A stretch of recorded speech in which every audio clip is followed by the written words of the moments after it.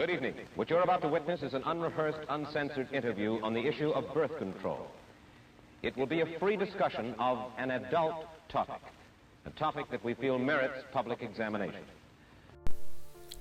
In 1821, abortion became illegal in the state of Connecticut. Women couldn't legally purchase contraceptives anywhere in the United States starting in 1873. By 1910, abortion was illegal nationwide. One woman would rebel against these laws and fight for the reproductive rights of women to become a nationally recognized right. The magic pill. Margaret Sanger in modern birth control. Margaret Sanger, the mother of birth control, spent her life developing methods and technologies of birth control and worked to give women access to these technologies. Margaret Sanger's contributions to women's reproductive rights highlighted the responsibilities of doctors and the government to provide and protect the rights of women to contraceptives and birth control.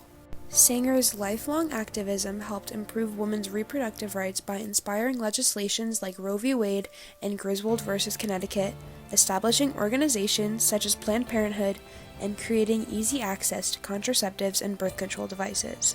In 1873, the Comstock Act was passed by Congress. This nationally enforced law banned the distribution of any and all forms of contraceptives, such as condoms and abortion resources. These contraceptives were labeled as obscene materials and therefore could not be sent across state lines.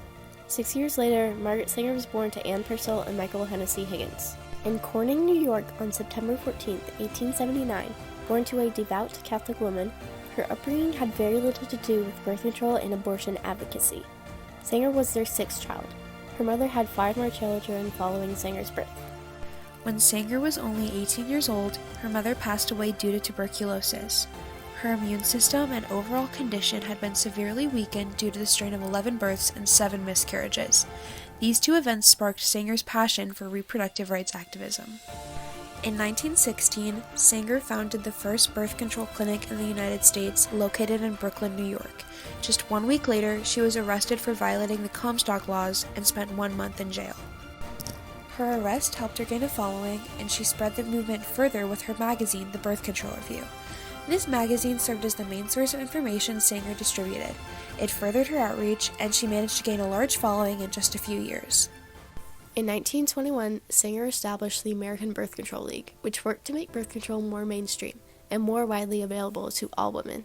This league was the organization associated with the first legal birth control clinic, the Clinical Research Bureau. In the 1950s, Sanger worked with 3 other activists and doctors to create a safe, effective, and easily accessible birth control pill. Her dream was for a pill that was as easy to take as aspirin and as effective as other birth control forms. Sanger and Dr. Gregory Pincus used funding from Catherine McCormick to develop this pill and test it on real humans. In 1955, Pincus and Dr. John Rock hosted a study in Puerto Rico where they gave this pill to impoverished women.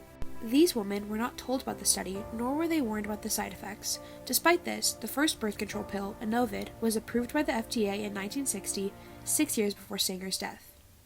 Margaret Sanger's work began to impact how women were treated and perceived. Women were seen less as baby-making machines and had more influence with consummation. Since women were not as often expected to be mothers, they were able to pursue education and jobs, allowing them a more significant place in society than before. Universities such as Harvard University began to admit women starting in the early 20th century. This helped women include themselves in different professional fields. The efforts of the American Birth Control League can be seen when, 16 years after its establishment, the American Medical Association recognized birth control as a necessary practice, challenging the ideals and criteria of the Comstock Act. The American Birth Control League was later renamed Planned Parenthood, which still supplies women with forms of birth control and abortion care. Margaret Sanger's work contributed greatly to the improvements of birth control, allowing women accessible and safe options to prevent unwanted pregnancies, using methods like birth control pills, IUDs, shots, internal and external condoms, patches, and other contraceptives. These options reduce the chances of ovarian or endometrial cancer, maternal illness, and deaths caused by botched abortions and pregnancy complications. Birth control also empowers women with the choice to conceive, as well as raising awareness of women's health, increasing the knowledge from young women to elderly women of their own bodies. In the 21st century, 15% of women aged 15 to 49 in the United States take the birth control pill. These include, but are not limited to, Brevicon, Modicon, and Wera. The work of Sanger's American Birth Control League and later Planned Parenthood are also evident in the Griswold v. Connecticut case, which was passed in 1965. This law allowed married couples to purchase contraceptives privately and legally. This entirely overturned the Comstock laws, which forbade any and all forms of contraceptives from being distributed in the United States. Margaret Sanger's work influenced the implication of Roe v. Wade, which legalized abortions in 1973, allowing women the right to choose to abort a baby. This gave women a much-needed right to their bodies.